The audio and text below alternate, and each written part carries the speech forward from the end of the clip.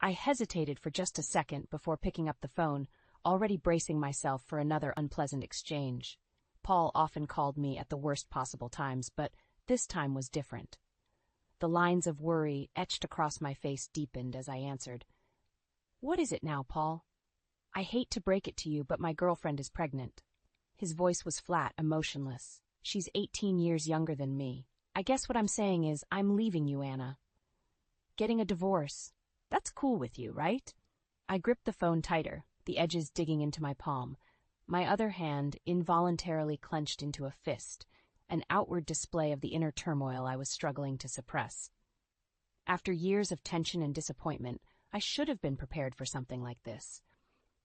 But the sheer audacity of his request left me momentarily speechless.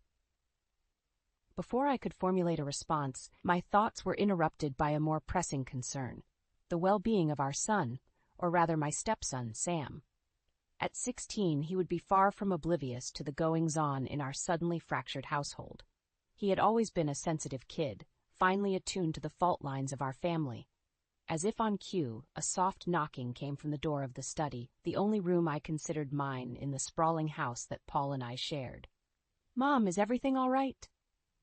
It was Sam's voice, tinged with the worry that I had come to recognize all too well. Momentarily neglecting Paul, who was still droning on about something or another, I softened my voice and replied, "I'll be out in a minute, sweetie. Just wrapping up a call." Turning back to the matter at hand, I found my voice. "Listen, Paul, we'll discuss the divorce later. What's most important now is Samantha. If we're going through with this, you need to take responsibility for him. For now, please just let this settle before you do anything else rash." There was a pause on the other end, and then an exasperated sigh.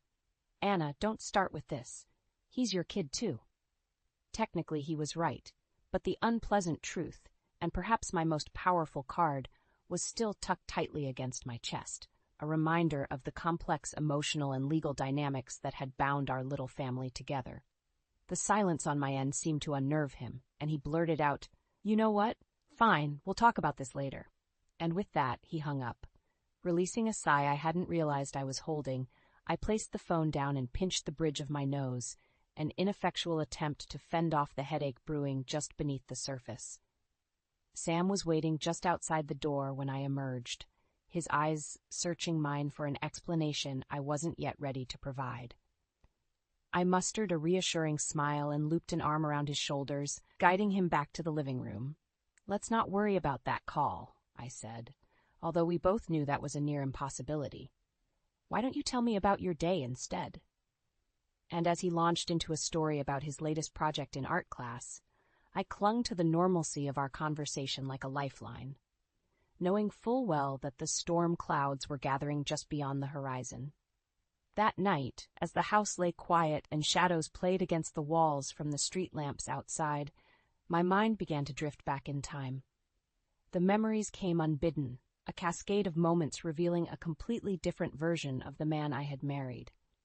I settled into my armchair, a relic from my pre-Paul days, and let the past unravel itself.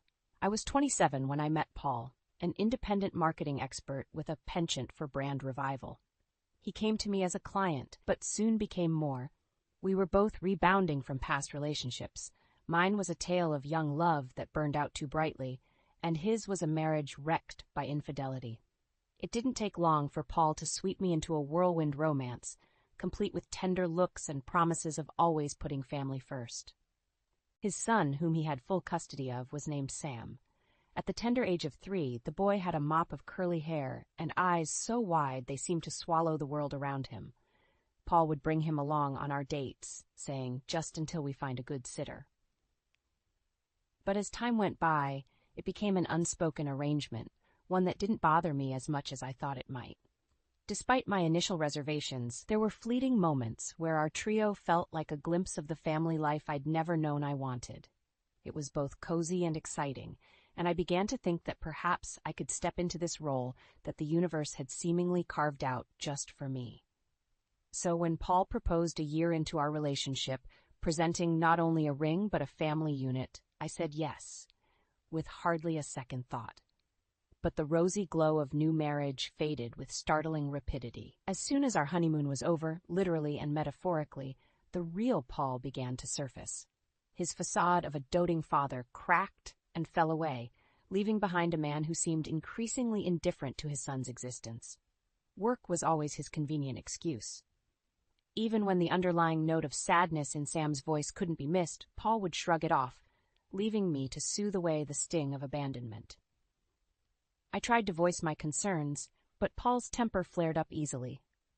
"It's not your place," he would say, dismissing my attempts to navigate a healthy dynamic between father and son.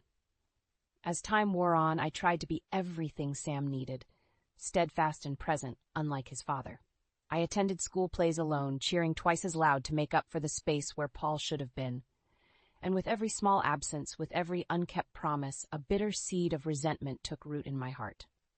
Now, in the subdued light of my living room, as sleep teased at the edges of my consciousness, I couldn't help but wonder when exactly my marriage had slipped from being a partnership to a performance, and at what point I had lost myself in this charade of family life.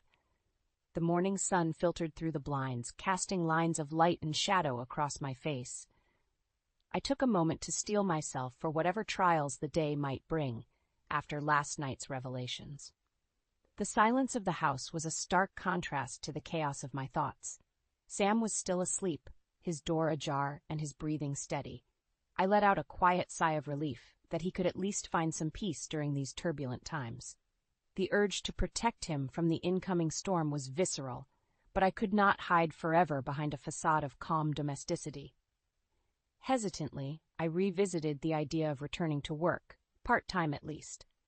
It wasn't just about the money, although our family's financial future was uncertain with the looming divorce. It was about regaining a semblance of the independence I had once taken for granted. I remembered my conversation with Paul about this a few years back. "A part-time job?" Paul had scoffed, slouched on the couch with a beer in hand. "What's that for? Some pocket money for shopping?" His laughter still echoed in my mind, a bitter reminder of his condescension. "It's for Sam." I had shot back, my voice firm. "He's growing up, and there are expenses, school supplies, extracurricular activities, and I want to help." Paul's only response had been a shrug before he dimmed the room with the TV's glow. But the next morning, when his head was clearer, he had grudgingly agreed, tossing the declaration at me like it was a breadcrumb. And so I slipped back into a familiar role in the marketing world, but on my own terms. My former boss had welcomed me back with open arms, aware of the tumultuous tide I was navigating at home. The balancing act was taxing, juggling domestic duties with the demands of work, but it provided a lifeline. A reminder that I was more than just someone's cast-off wife. It felt invigorating to reclaim a piece of my identity. That liberation was cut short one evening when my work commitments saw me arriving home later than usual to find Paul pacing in the foyer, a snarl twisting his lips. "Where have you been?" he demanded. "I was at my part-time job," I replied, weary and not in the mood for another confrontation. "Meeting some man, right?" He seized my arm, his fingers biting into my skin. "Is that it, Anna? Tell me!" The absurd accusation struck me like a slap. Paul's distrust was a grotesque mirror that reflected his infidelities, not mine. I wrenched my arm away from his grip, denial falling from my lips in heated, vehement waves. But Paul, never one to back down, demanded to see my phone, to delve into the intricacies of a life he so often shunned. I watched frozen as he dialed my boss's number, that single action shattering any facade of trust we might have still shared. I could have drowned in the silence that followed my boss's clear-cut clarification. Paul's lame attempt at an excuse was nothing more than a shrug and a suggestion that I should have been more careful, if only to save him the embarrassment. Since then, my days were colored with a rising dread of future altercations, a dread that had seeped steadily into my heart, setting up residence alongside the growing hollow of my love for Paul. Now, as I sat upright in my armchair, a cup of cold coffee abandoned on the table before me, the inevitability of our situation settled heavily upon my shoulders. We were past the point of repair. The notion of us existed now only in the fragmented memories of a time when I believed in the possibility of a happy ending. As the days slipped by in an unsettled quiet, life took on a stuttering rhythm. I tried to protect Sam from the growing tensions while I navigated the minefield that my marriage had become. I felt a cold knot at the pit of my stomach every time I caught sight of Paul's car parked outside, his comings and goings now as erratic as his moods. One afternoon, my work took me near Paul's corporate office, a swanky high-rise that seemed to scrape the clouds. A familiar, prickling discomfort grew within me as I walked by. Even after all these years, I had never quite come to consider that towering glass monolith as a part of my world. It was Paul's territory, a place where I had little reason or desire to venture until now. As fate would have it, I caught sight of Paul's car parked across the street. There was a figure seated beside him, unmistakable by its youthfulness and the animated gestures that accompanied a fit of laughter between them. With a heavy heart, I realized this must be the younger girlfriend, the one carrying his child. My hands shook with a volatile mix of anger and anxiety as I snapped a picture. I didn't know what I intended to do with it, but the private investigator my friend had mentioned once seemed like a good place to start. Secrecy wasn't something with which I was comfortable, yet the situation seemed to call for it. As the evidence of Paul's duplicity gathered in the hands of the PI, a morbid sense of satisfaction intermingled with my pain. It was ironic how the truth often surfaces when one starts digging in the right places. At home, Sam's obliviousness was a mercy and a curse. The moments we shared, him asking for help with his college applications or discussing his art projects, were pockets of normalcy that kept me anchored. Yet the looming specter of the truth felt heavier by the day. How long could I keep this all from him, and when the time came, how would he view his father, or me? Paul seemed oblivious to the undercurrents, too consumed by his extramarital escapades to notice, or perhaps he simply didn't care. Our interactions were stilted, and more often than not, he wore an expression of annoyance that would crescendo into aggression if pressed. It was during one of these strained conversations that the dam finally broke. Clutching the preliminary report from the PI, I let my gaze harden when I addressed him. "I don't know which is worse," I started, the frost in my voice matching the icy glare I fixed on him. "The fact that you're cheating, or that you were so sloppy about hiding it." Paul's reaction was a bizarre blend of shock and defiance. "What are you talking about, Anna?" "I'm talking about your barely legal mistress and the baby that you claim is yours." I pushed the paper across the table, watching as his eyes darted over the incriminating photos and the sterile, typed-up accounts of his infidelity. The room went dead silent for a second too long before I eventually added, "You're going to need to take better care of Sam. He's your responsibility, Paul." "You can't mean that," Paul retorted weakly. "What about everything we've been through?" I mustered the full force of my resolve when I addressed him, the cut of betrayal slicing through each word. "Because, Paul, as much as I love Sam, I've never legally adopted him. He's not my child, he's yours with your ex-wife." Paul's stunned silence was answer enough. The truth hung between us, an unscalable wall. It was a final acknowledgement of a relationship that had been fraying at the seams long before his affair.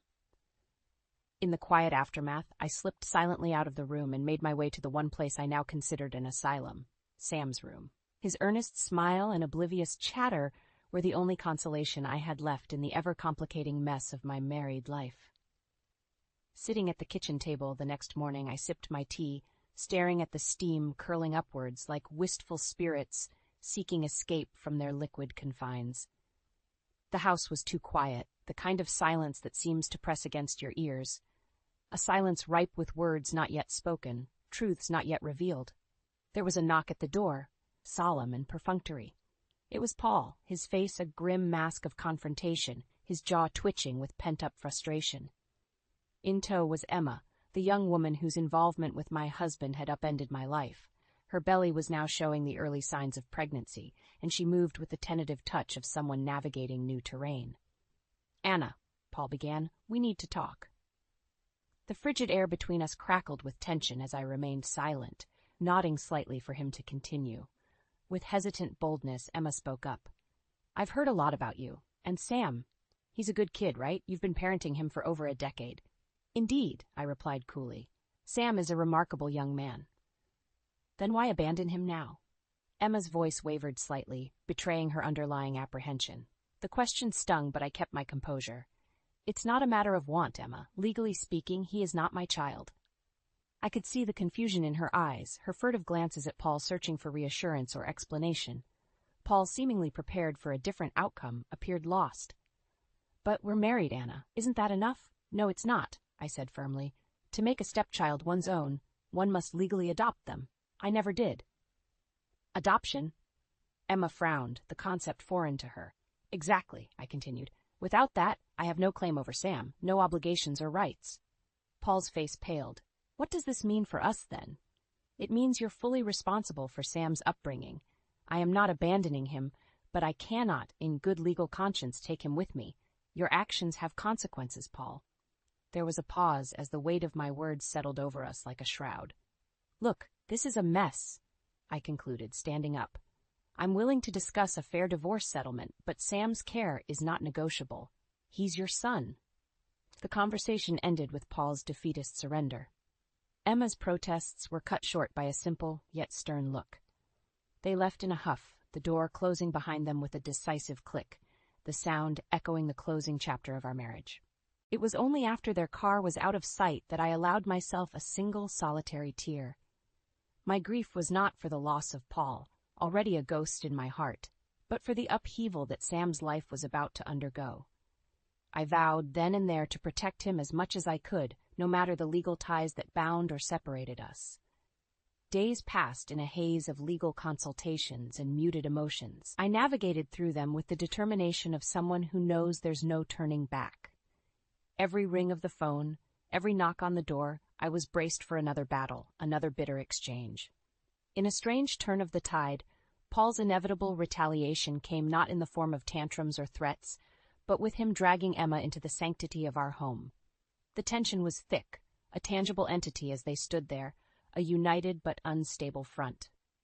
Anna, Paul began, urgency bordering on desperation clouding his voice. You can't just back out and let everything fall apart because our situation changed. I could only nod, urging him to continue while mentally preparing my counter-argument. I was not going to be swayed by emotional pleas or twisted logic. Emma, her arms protectively cradling her unborn future, found her voice amidst the unease. Surely there's a way you can keep Sam. You were his mother for so long. Her words hung in the air, and I felt a pang of sympathy for her, caught in the crossfire of our crumbling marriage. Emma, I did not abandon Sam. Paul did when he chose to pursue a relationship outside of our marriage. One cannot just discard responsibilities because it's inconvenient, I replied, my voice even but firm. The legality of my relationship with Sam is clear. No formal adoption, no parental rights. It's always been that way. The confusion in Emma's eyes mirrored the same dawning realization I saw in Paul's. It was then I decided to divulge the final nail in their contrived coffin. I retrieved the folder containing the evidence of Emma's infidelity, the product of the private investigator's thorough work. Her breath hitched audibly as she scanned the photos and accompanying reports. This child, I began, placing an incriminating photo of Emma with a man not Paul on the table. It doesn't belong to you, does it, Paul? Silence consumed the room as Paul's gaze fixated on the photograph, slowly twisting from confusion to anger. He rounded on Emma with glaring accusation. Is this true? His voice was barely above a whisper, but each word was laced with betrayal. Emma's stammered denial, negated by the evidence before her eyes, only fueled Paul's fury. You led me on. Paul's words were venomous, his expression an amalgam of rage and hurt. Observing the scene unfold with a detached, academic interest, I felt the chains of my marriage finally slacken. Do what you must with each other. Sam and I will adapt, as we always have. I expect you'll do the same, I uttered with finality, excusing myself from the brewing storm. As I made my way to the haven of my study, their heated exchanges muffled by the closed door, I focused on the sound of my steady breaths and the knowledge that Sam and I would face brighter days ahead. It was not the end of our story, merely the beginning of a new chapter. In the wake of the crumbling illusions and the raw truths laid bare, my thoughts turned toward the future with a steely resolve. It was within the confines of my study, among the legal pads scribbled with thoughts and potential strategies, that I formulated my next steps. A decisive course of action was necessary, both for Sam's well-being and for my emancipation from the life I had known. I reached out to my attorney, a meticulous and forthright woman named Miss Carter, who had been a guardian angel of sorts throughout this ordeal. "It's time to discuss the terms of the divorce and the division of property," I told her over a secure line, each word a hammer driving nails into the coffin of my marriage. Miss Carter assured me she would arrange for us to move forward with pragmatic efficiency, and I trusted her implicitly. Preparing for this legal battle was like bracing for a storm. Security measures were a necessity, not a luxury. Within days, a meeting was orchestrated to discuss the partition of our lives into neatly quantifiable assets and liabilities. Paul's disposition fluctuated between anger and spiteful acquiescence. But through it all, I remained firmly anchored to my objectives. As if play-acting the part of the dutiful wife one last time, I served coffee and brought out the ledger of our once shared existence, slipping into the uncomfortable but familiar role of his domestic partner. Trying to eke out my dignity from our divide was akin to navigating a boat through rocky shoals, each potential compromise on material possessions a risk that might capsize an already unstable situation. But Sam's future was the lighthouse guiding me. Everything I did was to ensure he would not be left adrift in the wake of our split. Paul hesitated, his expression a mask of consternation as we discussed alimony and the financial stipulations going forward. "How can we possibly unwind everything we've built?" he asked, a note of plea underlying his usual assertiveness. "We can, and we will," I assured him, my tone laced with an undercurrent of fatigue. "It's not just about us anymore." The air grew colder, the silence starker, as we both signed the papers that would render our shared history into nothing more than a transaction, an exchange of worldly goods and bruised promises. I hesitated only once, my pen hovering over the document as the finality of it all settled into my bones. Each stroke of my signature was a release, a liberation from the ties that no longer served me, or Sam. As Paul left, his departure was without the dramatic flourish of our past arguments. Instead, a quiet, anticlimactic exit that allowed the gentle closing of the door to serve as his final goodbye. Retreating to the solace of my solitude, I reflected on what it meant to let go, to relinquish the dreams of what could have been for the reality of what must be. In the quiet aftermath, a newfound sense of pride welled within me. I would steer my destiny with a steady hand, come what may. The jagged edge of reality set in as I sat at my vanity, staring into the mirror at the woman I had become. A woman hardened by betrayal, but not broken by it. With each brushstroke through my hair, I steeled myself for the confrontation to come. I was tired of the shadow games and half-truths. It was time to drag everything into the light. Donning my armor of a charcoal business suit that accentuated my newfound resolve, I arrived at Paul's place of work, a towering testament to his professional success and personal failures. Blending into the anonymous flow of the city's morning hustle, I passed through the revolving doors of his corporate fortress with one objective: to ensure there would be no further avoidance or delays in the settlement of our divorce. Paul's supervisor, Mr. Green, was a man I had met but a few times, always in the periphery of company galas and charitable events. His demeanor carried the gravity of someone who understood the weight of his position, and as I sat in the waiting area of his office, I folded my hands, ready to lay out my case. The door to Mr. Green's office opened, and Paul's figure appeared, confusion marring his otherwise stern features. He had clearly been interrupted, pulled from whatever business matters had occupied his day. I could sense his annoyance, but the burning urgency in my gaze was enough to silence whatever complaint he might have vocalized. Mr. Green extended his hand, a practiced smile affixed to his face as he addressed me. "Miss Simmons, what brings you to our office today?" I took a deep breath, framing my thoughts into coherent sentences. The matter at hand is personal, but it has reached a point where I can no longer wait for my soon-to-be ex-husband to do the right thing. Our divorce must proceed, and I need assurance he will cooperate. Paul stiffened, his eyes darting to Mr. Green, then back to me. It was clear he had never anticipated our private discord intersecting with his professional life. "Please understand, Mr. Green, I continued. "My visit here is not to scandalize or to seek retribution, but to move forward with transparency and closure." The air between us was charged, the hum of company operations outside Mr. Green's door now a distant murmur. I watched as Mr. Green considered my words, his expression morphing from one of cordiality to concern. "I assure you, Mr. Green," I finished, "that our personal grievances will not impact Paul's responsibilities here at the company. I am merely seeking resolution so we may both proceed with our lives." Paul's protests were interwoven with pleas for discretion, but the truth couldn't be simpler. We were beyond the point of secrets and saving face. With a nod, Mr. Green assured me he would encourage Paul's cooperation. The meeting adjourned with a heavy finality, leaving me to navigate my way back out into the bustle of the city. As I walked, the gravity of my actions began to sink in. I had walked into the lion's den unflinching, laying bare the truth to the powers that would most impact Paul's decision-making. It wasn't long before news of the scandal made its way through the office grapevine. Paul and Emma's illicit relationship, once shrouded in whispers, was now cast into the unforgiving light of day. Emma's position within the company, intertwined as it was with her personal entanglements, became unmanageable. The fallout was swift and irrevocable for both of them, their reputations tarnished and their professional standing compromised. I returned home to the quiet of my study, allowing myself the brief luxury of unraveled composure. The sky outside was overcast, heavy with unreleased rain, a mirror to my own emotional state. Paul and Emma's fate was no longer my concern. I had severed the ties that bound me to their downfall. It was time for me to focus on the path ahead, to embrace whatever came next, with eyes wide open and heart slowly mending.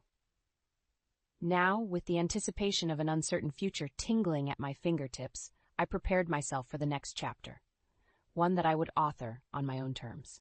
The following weeks brought a whirlwind of change and, unexpectedly, hope.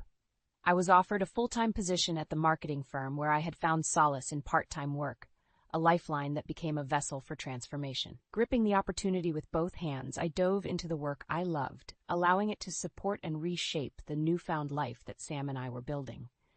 Sam was navigating his own changes, adapting to the shifting landscape of our family structure with a maturity beyond his years. Discussions of college applications and plans for the future became our new anchor points as we forged ahead in unison. One evening, as the soft glow of the sunset bathed the living room in warmth, Sam approached me, hesitant yet excited. "Mom," he began, "there's someone I want you to meet. I'm seeing someone, and, well, I think you'll like her."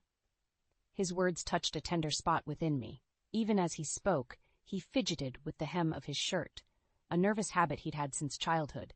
"Sam, I'd be delighted to meet her," I assured him, my heart swelling. "But are you sure you're okay with me being there? I mean, after everything." He stopped me with a look, a knowing, reassuring gaze.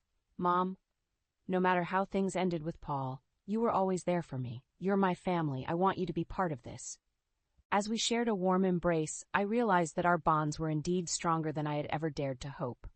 Sam's resilience and love gave me the strength to be the parent he deserved, regardless of any legal definition. With the official divorce proceedings behind us, my life took on a different rhythm, one filled with promise and productivity. The undertow of loneliness that often accompanied my nights slowly ebbed away, replaced by a sense of peace and fulfillment. Sam's presence was a constant reminder of the continuity of love and care I had provided over the years. Our interactions became less about filling the gaps left by Paul and more about celebrating each milestone, each victory, no matter how small. The college acceptance letter arrived like a beacon of triumph, its crisp white envelope holding so much more than just words. Inside was validation of Sam's talent, determination, and the future he was destined to seize. As he read the contents aloud, his voice crackled with emotion, and I felt my own chest tighten with pride. My own eyes grew misty as he looked up at me, the joy in his face mirrored in my own smile. This was our victory, one made sweeter by the struggles we had overcome. Whatever lay ahead, I knew we would face it together, buoyed by the understanding that family is not merely defined by blood, but by the shared experiences and unconditional support that bonds us. And as Sam set his sights on the horizon, ready to embrace college life and all the challenges it would bring. I stood by, ready to support him as I had always promised, as I would always do. With each passing day, the woman I saw in the mirror grew stronger, surer, a testament to the resilience of the human spirit forged in the fire of adversity and emerging, triumphant and hopeful, into the light of a new beginning. Months melded into a new kind of normalcy, the raw wounds of the past now healing into scars, reminders of battles fought and strength earned. In the solitude of my revitalized life, news of Paul and Emma reached me only in fragments, echoes of the life I had left behind. Through conversations with Mr. Green, whom I had come to regard as an ally in the corporate world, I learned that the once cohesive front Paul and Emma had presented had crumbled into a spectacle of blame and acrimony. The affair, once shrouded in secrecy, was now a specter that haunted their professional and personal lives with equal persistence. Their relationship buckled under the weight of public scrutiny and personal betrayals. Without the security of established careers at Paul's company, they found themselves adrift in a sea of their own making. The court battle over Emma's claims of emotional abuse and her subsequent demands for compensation was a drawn-out affair, leaving them both exposed and vulnerable. In the end, it was not just their careers that suffered a fatal blow, but their relationship too. Emma, still pregnant and now shouldering the disdain of her family, retreated from the public eye and the ire of her once lover. Paul, meanwhile, found himself unemployed at an age where starting over was more of a challenge than a prospect. Reports suggested he eventually settled for a part-time position at a local store, a shadow of his former glory. As these whispers of their struggles reached me, I found myself reflecting not with malice, but with a somber acknowledgement of life's unpredictable tides. There was no joy in their downfall, only the quiet affirmation that every choice leads us down a path of our own making. For Sam and me, the path was one of growth and newfound harmony. As he embarked on his college journey, I watched him navigate his newfound independence with the same resilience and integrity that had seen him through the chaos of our fractured family life. It was a bittersweet farewell when I dropped him off at his dormitory, but one filled with the promise of his bright future. Back in the fortress of my own rebuilding, surrounded by the familiar comforts of a home that had seen too much yet stood resilient, my career flourished. Returning as a full-time employee had reignited a passion that I had thought lost, infusing my days with purpose and fulfillment. In moments of solitude, I would sometimes catch myself marveling at the strength and serenity that had grown from the ashes of my previous life. There was a newfound sense of self that permeated every aspect of my existence, a calm confidence that whispered assurances of the possibilities that lay ahead. In the evenings when the golden glow of sunset bathed my garden in its warm embrace, I would think of Sam's parting words, that regardless of our lack of legal tie, I had always been and would always remain his true parent, in every sense that truly mattered. It was in these quiet moments that I knew the love and bonds we shared transcended all else. Our narrative had been one of trials and transformation, with the final pages yet to be written. Together and yet apart, we moved forward into our separate futures. A son stepping boldly into the world he would shape, and a mother standing proud, her resolve unshaken, ready for whatever chapters were yet to come.